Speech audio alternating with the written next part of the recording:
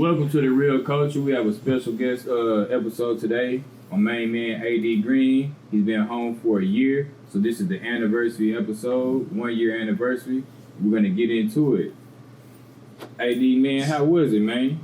Man, you know, right now, man, I'm still trying to grasp the whole feeling, man. You know, this is a very epic moment for me because my first year, man, my first year home. I'm gonna be there. Most people don't really understand what it is, man. My bro, he did 15 years, and he's home. So how was it doing 15 years and integrating yourself back into society? Well, you know, it's just trying to adjust to everything. The society, it got a stigma, so it's so much placed on me as being a ex-offender and stuff like that. So I just wanted to try to take one day at a time. And, you know, man, just take my time with everything. I think for the most part, me just trying to get up to speed to technology. But I more than anything, I like to spend time with my family, man. And once I settle in, it's almost like when you crank a 86 Oldsmobile up, man. Once you crank it up, that motor start idling. Yeah. Everything smooth out. So I was just taking my little baby steps, man, until I just like started hitting the ground running, like from crawling and walking and then running. You know what I'm saying? So that's was the transition for me, man. You know, like I had many thoughts and many things that was going through my mind, you know, as I was knowing I finna be released. Yeah. So just that night, man, it's thoughts, it's anxiety, and you know what you gonna do. What's your first meal? What's your first meal? You know what I'm saying? A lot of the things, movies you want to watch. Yeah. What's the first movie I'm gonna watch? What am I, So what was your first movie you watched when you got home, man? First movies that I watched, I gotta say, man, that was the Power. One of the Powers. I got into those episodes. Okay. I had to catch up with a lot of that was going on. And some of them was reruns, things I watched I already saw, but I wanted to see it again, like Dinner Thieves with 50 Cent, stuff like that. So I was already kind of on my couple of movies, but a couple of them I didn't see yet. Yeah. But I still got to be catching up, but yeah. And what about, I know you had to get some of that good home cooking, man, when you got home. So did you go to mama's house? You went to your favorite aunties, or how you do it? You know, mama had already had something already. Yeah. She already had something brewing, man. So she know I like that gumbo, man. So gumbo was my first meal. Yeah, she know your favorite she meal. Know my roots come from Louisiana. Okay. You know, on my dad's side, but I'm not time to build, you feel me? But yeah, so I had gumbo. That's what's up, man. So I got to know, man. I know about the movies. I know about the meal. What block did you hit, man? What was your first block that you hit when you got out on this north, man? And you know, it was crazy because when you coming down, because I got out in the region of what Huntsville was. So that's like, see, when you in prison, you got like different little places that you get released at. It depends on your region. So since Houston was my region, I had got released out close to Huntsville. But man, as I'm riding and going to the H-Town, man, you can just see like Greens Point, getting closer to where I'm from, Acres Home. Yeah. So it's like, man, so much to change over that time. Like, hey, what now? Yeah. All these buildings and, different things. And look at these, so it was like a new city to me. Yeah, the city had expanded. I gotta say Acres Home, man. Acres Home was my first city I hit, man, and it was crazy to just see how my city just re-innovated. You know what I'm saying? And everything was like a modernized city, hood. Yeah. So yeah. Nah, I remember 4-4 back in the day, early 2000s, late 90s. 4-4, man. 4-4. And 4-4, baby. It's real player. From what it was, like you said, from that 15-year gap, it's way player now than what it used to be. Cause like I said, my grandpa used to live in Acres Home, and we used to come up here and chill. My first spot was 45 Fleet. That's gonna be my first. Yeah. So all that was like a big bank and a college now. So 45 Fleet Market wasn't even there no more. See what I'm saying? So it's See how times have changed since since you got out. So I already understand. And in Acres Home, that was like a landmark. Everybody used to be at 45 Fleet.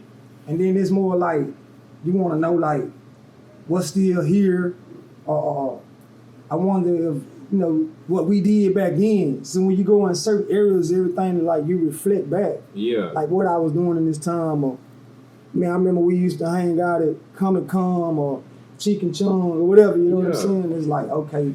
You ain't doing that no more. You on a whole nother level now. Yeah, the nostalgia is different because some of those places aren't there. No, Right. I totally dig that. So going back to your first night in the prison before you're coming into the free world, talk about some of those emotions. Were you sweating? Did you want to eat? Like, how was it like? Because, like, you're going to be free the next day, so do you want to eat the jailhouse food? Because you got free world food coming, or... Well, Man, let me tell you, when I knew I was going home, I gave everything away. I'm talking about, when now in prison, we know the inmates are now, when they know they're catching the chain, they're finna go to the release program to get out, we normally just give out everything away, our commissary what? Because we don't see that no more. All we see is free world food. Mm-hmm. We see the chicken. Mm-hmm. We see the gumbo. Mm-hmm. We see whatever, you know what I'm saying, the papados or whatever, what you want to eat. So I'm not even, that's not a desire or nothing I want to eat no more. It's not, I'm good. Mm-hmm. So I was just like, yeah, what I'm going to eat. But you know what's crazy, John? You don't even think about that. You don't even want that no more. Because it's like, I don't have an appetite no more. Mm-hmm. Because of the anxiety that you have, you're like, I don't even have no appetite. I just want to enjoy my freedom. So more than anything, man, it was about my loved ones and my family, just to be able to be there with them and enjoy that moment, man. So I probably didn't eat like later on that day because I really wasn't hungry, man. I was just taking it all in. You was really high off life. Drilling on, man, So it's a beautiful feeling, man. So, it's wonderful, man, that you was able to spend time with your family and, get the gumbo. You say you watched a little bit of Power. So let's get into the state of the Rockets and the Astros. How did you feel when the Astros won the chip?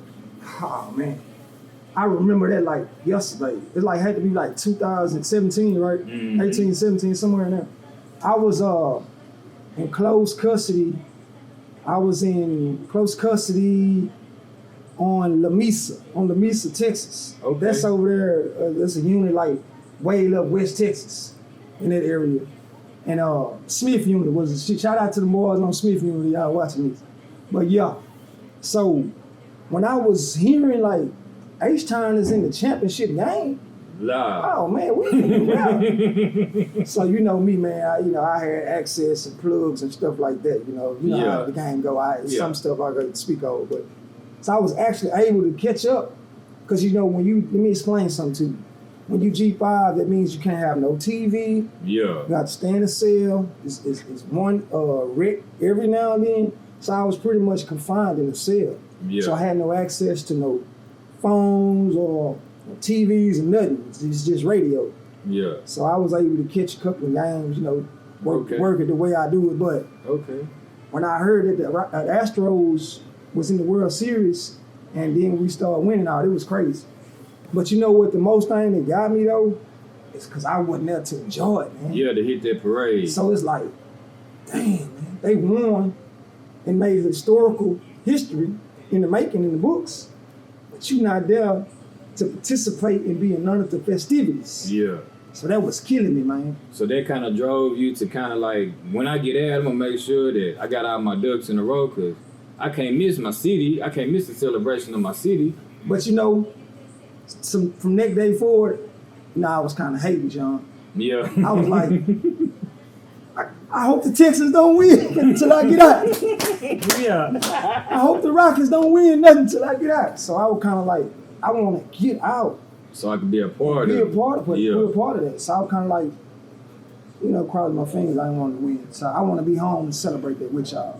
So you was happy the Rockets was going to the Western Conference Finals, but you didn't want them to go to the finals. Oh, because when you think about all the festivities and everybody celebrating downtown Houston. Yeah, man, and that shot me back to when I was a kid when I thought about when the Rockets was won. Mm. And we used to go to parades and And we used to do all that. Yeah. And it was like lit. Yeah. So it was like, yeah, man, I want to come home and have fun and enjoy all that. So that's why that was my way of thinking. Yeah, nah, and that's that, man. It's your city, you're homegrown, so you really want to be a part of the festivities, the good times and the bad times with your team. You know, the Astros, they suck for a long time, so when they win, you want to be a part of You it. couldn't believe that. Yeah, couldn't believe it. I'm still shocked right now. But, you know, I feel like they'll get another one, man. Shout out to Dusty Baker, man. You know, they got a black manager, and I'm always support a black manager. So, are you reaching the goals that you had when you was in that last night? All the stuff you was thinking about? I mean, you know, I tell people this all the time. My first days of incarceration was my first days of preparation. So I would already go over these moments in my head. I would be in my cell pacing, how I'm going to plan it, how I'm going to do it like this.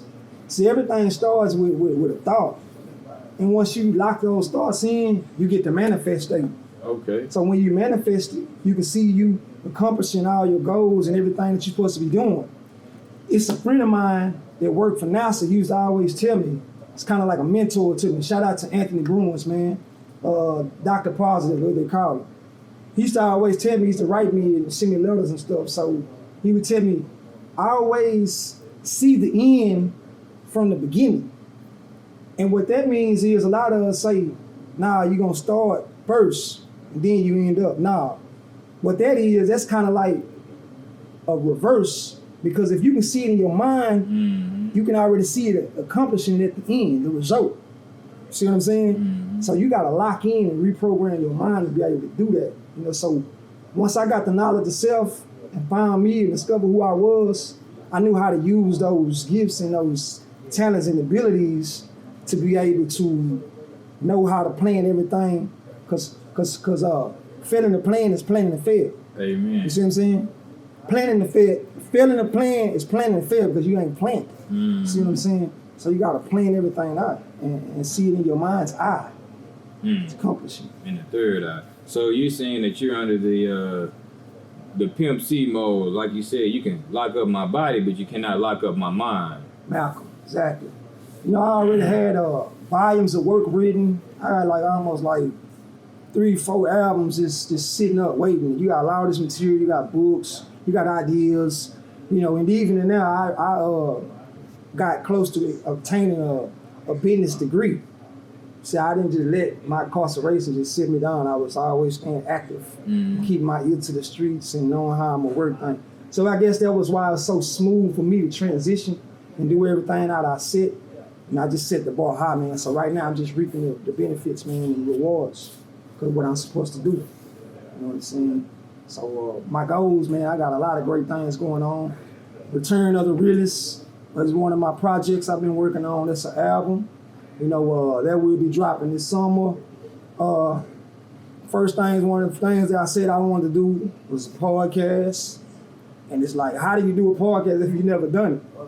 See, but how do you know something works and if you don't try it? See, a lot of people, they're scared to fail. See, you gotta fail fast to learn fast. Well, the Try fear, once you can get over the fear of failing or fear period, you will always have some type of success, because most people have fear, period. And that's just like what we're doing. The number one fear of all people is public speaking. People hate to stand up in front of people and speak. So if you can get over that fear, you'll be a great speaker.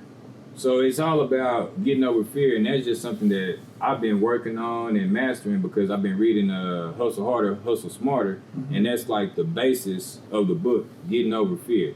And you know, 50, obviously, he's been shot so many times, and he was like, once he got over the fear of dying, he just started coming up rapidly. You gotta want it so bad enough as you want to breathe. Like Earl Thomas, I think his name is, said, you gotta want it so bad. He really got it from Kimball Powell in the book of Getting Rich. It's a Rich series, something like that. But yeah, so to answer your questions, man, a lot of my goals, like I said, I set out to get my podcast. I did the video with Paul Wall, the song. I wanted to do that.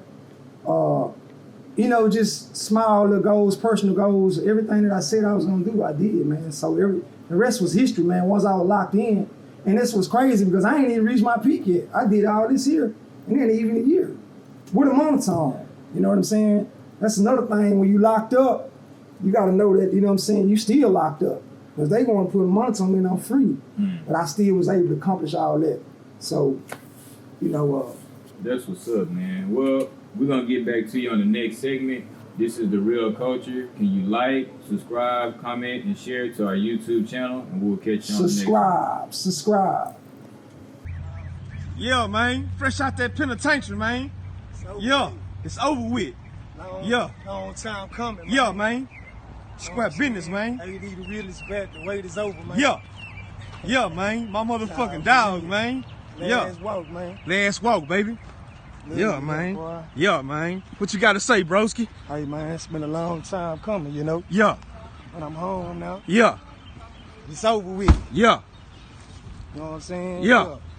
You know, I wish everybody well on their journey. Yeah. Y'all had y'all time. Yeah. Man, it's my time. Yeah. For real. SBE Entertainment. Yeah. It's in motion. Yeah. We looking for a return of the realest. Yeah. And unfinished business, man. Square business, dog. Welcome back. Real Koulture. And we are back. We got my bro, J-Boy here, AD, and we're going to get back into this anniversary episode. AD, let's get into it, man. How is it, man, being a parolee, bro?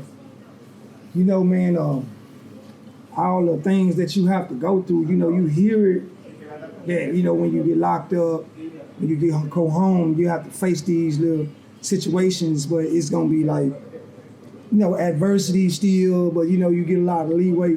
But you don't understand that dang, you got these parole officers they expect so much for you, you know what I'm saying, even though they want you to meet rehabilitation. Yeah. But you gotta do certain criterions almost as you still like a good behavior type thing. So yeah. It's so much that you have to do and that you face. Like for me, I had to wear a monitor, so my struggle was different. So I had to put a monitor on and I had to report, and my parole officer just pull up on me, and I had all type of things going on where I couldn't go. I had a curfew. I had to be somewhere at a certain time, and you know, it was just a whole lot of things that I had to struggle with. So how was it? Were you going like once a week, once a month, or to like report? I had to report twice, almost twice a month. Okay. And then it turned to once a month, you know, because it depends on my parole officer would pull up on me on a Saturday, whatever, when they want to. So my restriction was a little, you know what I'm saying, it was a little tougher. So you was free, but you wasn't free. Your actions weren't free. Because you still, like I said, I had a monitor on, I can only do minimum movement, and I had to report everything to my parole officer. And it's the little things that you want to do, like you want to go take your girl out somewhere or just kick it with your family somewhere, but it's just so much things that got in the way of doing that you couldn't do that. Mm-hmm. So that became a problem. So when I couldn't do the things I wanted, that's when the frustration set in. What's good, J-Boy? So how is it, man, having your brother, man, locked up? How was it for you, man? Oh, man, it was just really a transition that, you know, we had to go through, you know, in order to, you know, get over to the next step. You know, we came in together, man. You know, his TDC number was only 2 points away from mine, or 2 numbers. Okay. So, you know, having him, you know, as a co-defendant, let alone my brother, it was kind of frustrating at first, man. But like, man, you know, but we overcame it, man. Yeah. You know, we overcame it. And y'all went through it together. Yeah, we went through it together, man. Yeah, we went through it together. So I feel like that did that bring y'all closer together? Oh man, we was always close, man. But you know, us being the only 2 brothers, you know what I'm saying, from, you know, my mom. So yeah, it hurted, man. You know what I'm saying, but it definitely brought us too close, man. Yeah, cause you know the males, you know, you there to take care of your mama, and at that time, you know, y'all was, you know, down. So were you the one that got out first? Yeah, I got out first, man. I actually came home December 1st, 2016, man. Okay. Yeah, man. So I've been home 4 years now, man. 4 years to be exact, man. And it's definitely a blessing, man. So you was that energy when he got out that first day, you felt that energy. Oh yeah, because you know, I was in those shoes, man, walking outside the walls unit, you know, seeing my people there, you know, to embrace me. Yeah. They the ones that was in the, you know, in the depths of hell with me and through the struggle. Mm-hmm. So to have them, you know, when I came home, oh man, it was lovely. So I had that same feeling for my brother. Yeah. You know what I'm saying? And I was I could hear the energy in the video. Yeah, man, that was me, man. I was the one behind that there, man, capturing that moment. That moment. A moment of realness. Yeah. What? A moment of realness, or a moment of, you know what I'm saying, just love, man. Yeah. You know, embracing it. You know what I'm saying? Because I remember in those letters what I used to tell him. Yeah. And to be out here and actually, you know, living it, man. Hey, it's real. It's real, man, no doubt. Yeah, that's why this the real culture, man. Yeah, and brothers, we gonna tell y'all it ain't nothing like the bond of a brother. Right. These are biological brothers, but this is still my brother. Right. You know, when you have a bond between brother and brotherhood, man, it can take you a long way. No doubt. It's a strong thing. So I would try and tell many brothers to link up with some strong, like-minded brothers and work together, because brotherhood is a strong thing. It's powerful. Like my man said, it's about love, man. It's about empowerment. Right. You not knowing what you getting yourself out, because you gotta understand, man. When we went down, my brother done time also, like you said, we co-defendants. This was a whole new experience for us. So the only thing, you know, we had was each other, you know, and mama, you know what I'm saying, and, you know, father, whatever, but that bond that we had was real close. So it's like for us to just get separated, it's like we had to kind of like correspond through the mail, and then when he got home before me, I was so proud. But at first it was like I wouldn't see my little brother at all, because they gave me 50 years at first. Mm-hmm. So when it's like I had to fight through all of that, but I was happy that he had got lesser time and was able to get home. You know what I'm saying? Mm-hmm. Right. And to take care of mom, you know what I'm saying? Yeah, that was the main thing. To just protect mom. Yeah. So I'm real happy for that, man, because that was my thing was like, so mama, she out here, you know, her boy is gone, and it's not that she need protection, but that y'all her heart. Yeah. You see what I'm saying? Yeah. So she got to go through that, you know, going to church and praying, you know, to keep herself strong, because her boy is locked up. And the mama's prayer, that's what got y'all through that whole situation, you know? Because y'all know, you in the belly of the beast. You know how it is, that there's going to take some strong prayers to get you out of there. So I already talked to him. How was it, man, preparing your brother, man, that first day? Was you trying to get his clothes together? Was you trying to, you know, make sure he had the right people at the house when he got home? Make sure, hey, D coming home, we're gonna be there in about an hour. How was it, bro? Hey, that was funny, man, that you said about his clothes, because I remember I was young, I used to try to fit on his clothes, and I know I'm bigger than him, but he used to, back in the gap, he used to wear big clothes. So, you know, I remember when he came home for 2008, 2009. He came home for a little brief moment of time or whatever on the pill bond. So, man, you know, just remembering that. And then when I came to the very exact room that we grew up, he was in when I grew up in the same house, it really hit me, bro. Yeah. I got pictures to prove that, man. I was like stunned. Like, man, my brother ain't here, you know what I'm saying? So, man, it was just really like, man. But when he came home, I remember everything that was embraced to me. So I would just embrace him with it, like let him know, man, this is what you need to expect with parole, this, and the third, you know what I'm saying? And, you know, about jobs and all this stuff here, because I was in those shoes, man. I had 9 jobs when I came home. So I actually had to realize, like, man, I need to have my own, you know, do my own thing, become my own boss. But yeah, man, I embraced him, man, like a brother's supposed to, man. You know what I mean? Yes, sir. Nah, that's real. You know, man, it's very imperative that we represent and let the people know that if y'all got family that's locked up, man, y'all need to write them, y'all need to correspond, y'all need to visit, send money, whatever, you know what I'm saying? They got J.GREEN now, so you can send an email.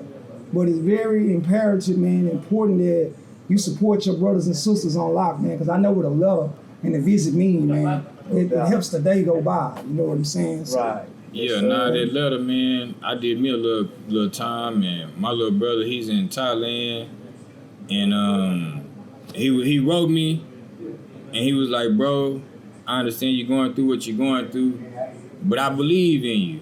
I know who you are. You know, don't let this, define you. Right. And like you say, coming from a close family member, somebody who really know your true character, it means a lot, because you end up with the judge and CEOs and all these different people. They feel like you the worst of the worst because you committed some type of crime. Right. So they talking down on you, the judge. They probably gonna be somebody Caucasian, so they definitely gonna be racist, talking to you all types of ways. So when you get that letter from your close family members, their brother, their sister, that auntie, where you can read like, dang, man, they really care about me. They know that I'm strong enough to make it through this. Yeah. It gives, like I say, it gives you that little extra boost, that little extra energy, you know what I'm saying, to make it out of that. Yeah. So I want to thank all your family members, you, J-Boy, for helping my bro make it through, helping him keep his mind strong, because that's what he was talking about in the last segment, how strong his mind was, so he could be able to come out and do these type of things. But you have to have your mental strong so your spirit can be strong. Yes, sir. Yeah, because you're not promised to make it out of there, man. I saw a lot of death around me, man. I saw a lot of brothers that was in bad health and just a lot of heinous things that went on within the incarceration. So to be blessed to get out with a sound mind, to be able to just, just be functional, man, that's just a blessing itself. You know what I'm saying? So I'm still coming home with my youth look, still got my mind right, and able to do things, man. That was a blessing as long, because that's like one of the biggest fears to me was, man, don't let nothing happen to my mom while I'm locked up. Don't let nothing happen to my brother when I'm gone, or whatever, you know what I'm saying? That's why I was so happy that he came home and was able to take care of my mom, you know what I'm saying, while I was there. And also, you don't want nothing to happen to yourself now. Yeah. So that was some of my biggest prayers, man, just to believe and just hoping that everything, knowing that everything's gonna be all right. Here it is now, 15 years later, man, I'm still standing strong, man, and my brother's standing strong. So yeah, shout out to T-Lady too, man. Yeah, shout out to T-Lady, she watching this, man. Yeah, she watching this. Yeah, man. Shout out, mama. We know we love you. Yeah, and our supporting cast that was, with us, man, throughout our journey, man. And then the ones that's, even that's with us right now, man. You know who you are, man. You know what I mean? So we just gonna embrace the love, man, and just continue to push on and reach our goals, man, because we got a lot of things in the making right now, man. This just the beginning, man. Yes, we ain't even got started. And that's really what you want, because this is a historical hood as far as Acres Home. And for you to be a legend of Acres Home, it means a lot. Because I know you personally. I know that your goal is to make this community and make this neighborhood better. Right. So I'm happy just to be linked, you know what I'm saying, with the right type of people, so we can actually make this neighborhood something better. Because, I got a little boy, but for somebody that's, not related to me, but he still has care for the community, he still got care, for my son, for me, and they want Acres Home to prosper, these are the type of brothers that you should be repping. These are the type of brothers that you should be celebrating, because there's other guys out there, they probably haven't done any time. They lifelong Houstonians, and they probably not willing to help nobody. They're probably not willing to open up doors for anybody. So, youngsters, check us out. What I tell folks, man, don't get discouraged. You might go through some things when you get released or you come home. This is to my brother that's incarcerated, or even your family, man. You gotta be patient with them. But don't get discouraged because you might not get that job, okay? Don't get discouraged if one door closes in your face, because guess what? It's more than open. Right. So just believe in yourself if you don't believe in nothing else, man. And that's what I want to tell y'all, man. Since this is a very special episode, my anniversary, man, been home a year. So we're going to close on this. Make sure you like, comment, subscribe to The Real Koulture, man. Thanks for having me, J-Boy, man. Appreciate it. Yo. Got a lot of stress on my chest. A lot of things on my mind. I'm talking about lonely nights in the cell. Looking out the window. wondering, God, gotta get me out this. 50 years? Nah, I can't do that. Hell no. 168 months, couple of days. That's what I spent in that kennel, locked in that cage. Dance back to ballin', put it in that face. A lot of niggas played on my dang ball, but now when they see me, they like, man, I miss you, dawg. But I know when I was in that cell, feeling hell, they was holding their nuts on me till they swell. They posted free AD, but didn't show up with the band. Ray showed up, 100K to get me out of jail. They ain't put no money, no pics in the mail. So ain't that fake love, I ain't feeling that deal. Man, no one was in the court when I got that time. For that reason alone, it's 3 L's on mine. I was working with the prosecutor, the white girl was fine. The devil in the dress, can wait to take me down. She say, Mr. Green, the state is off at 35. I looked at the bitch like, hey, you lost your mind. So I stood trial twice, listening to these mics. Ran on the stand, they was snitching for them whites. I took a gamble, I had to roll the dice. Let the jury deliberate on my life. And I paid for it. 50 years was the price. Judge dropped the gamble. Damn, it was over. But I stood there and took it like a soldier. Went from TDC, where they break humanity. Yet still, I held my sanity. My bitch fell off. She wasn't really for me. So much pain and agony was up inside of me. So I write these lyrics to get the stress relief. Y'all was on that yard for real killers, real gorillas. No PC was for real nigga. Through it all, I stood tall. Mama hit the highway, she drove many miles. Just seeing her face, bro, it brought many smiles. Don't worry, I'll be back. Here it is, years later, and your son is still back. Got 30 years to the state, and they ain't like that. Proof was in the put, nigga. Check it, all backs. Wanna question my gangsta, nigga? Go on Google that. Say these pussy niggas, they really be bumpin'. Look, man, Yo, this is real shit right here. This is like a rap out there, man. Don't talk about shit. This is my life on the lines right here, man. 50 years on the motherfucking line. Y'all looking at a lyric on the stage. I sit back, you feel me? all I had was me. Girl, Mama, I appreciate y'all, man, for coming out, man.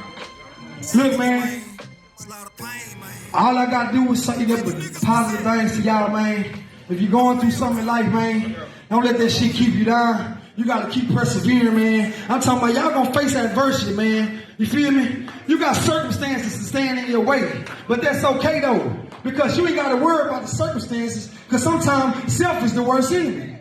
So, I ain't trying to preach to y'all or nothing, you feel me? But I'm trying to tell you, man, it's a better day tomorrow, you feel me? Right. So I don't know what the fuck you're going through or what you got going on. It's okay. You know, I don't know if you believe in God or whatever you believe in, man. But I'm just here to give you some positive words. I'm about positivity, you feel me? Yeah, gangsters is positive too, you feel me? Yeah, with that being said, man, I appreciate y'all coming out and fucking with J.GREEN, man. It's just the beginning of a beautiful thing, man. J.GREEN,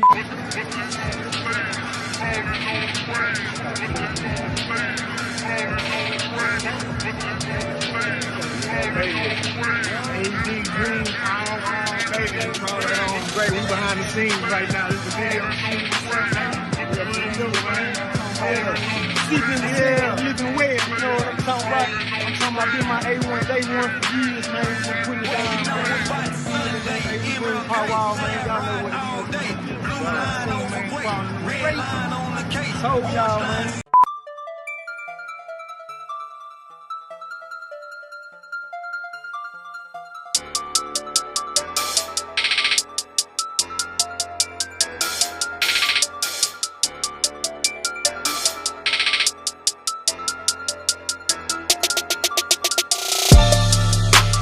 I told them boys when I get home, it's on, like Pac said, man. What they gon' say, what they gon' say,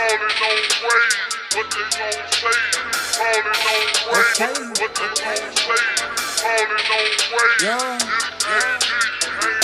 Ain't even gon' say. What they gon' say, falling on way. What they gon' say, falling on way. What they gon' say, falling on way. What you know about Sunday? MLK, slab riding all day. Blue line over gray, red line on the K, orange line so sick. About Papa side, looking thick. Foes turning trunk split. Chrome grill and bumper kit. Welcome to that H, baby. Pouring up, sipping daily. R.I.P. Pimp C. Screw mode, PAT. Big Hawk, Misha G. Reppin' for all the legends. Summertime that drop naked. Swing mode, I drive reckless. Yellow bones keep it sexy. Snow bunnies and bad mess. My red bone be tatted up. My chocolate tone gon' bag it up. My Asian chick be modded up. My pockets, they be knotted up. My gray tape be chopping up. Screwed down and slowed up. This one for that Texas. Man, hold up. This is for that Texas. Man, hold up. Yeah, J.GREEN. We still crawling on gray. Tell them, come on.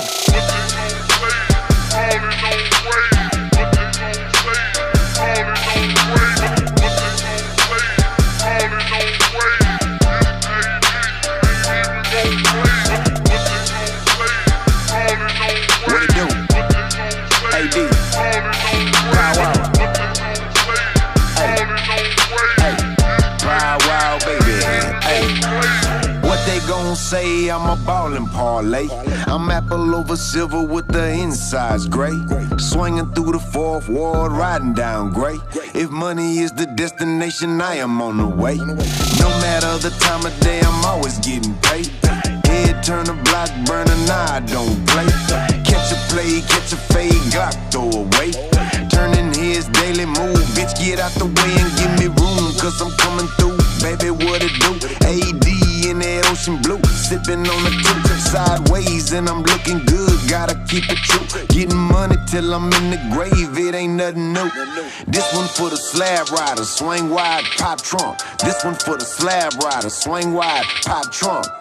Yeah, you know what I'm talking about? It's Power Wow, and I'm still breaking boys off, you know what I'm saying?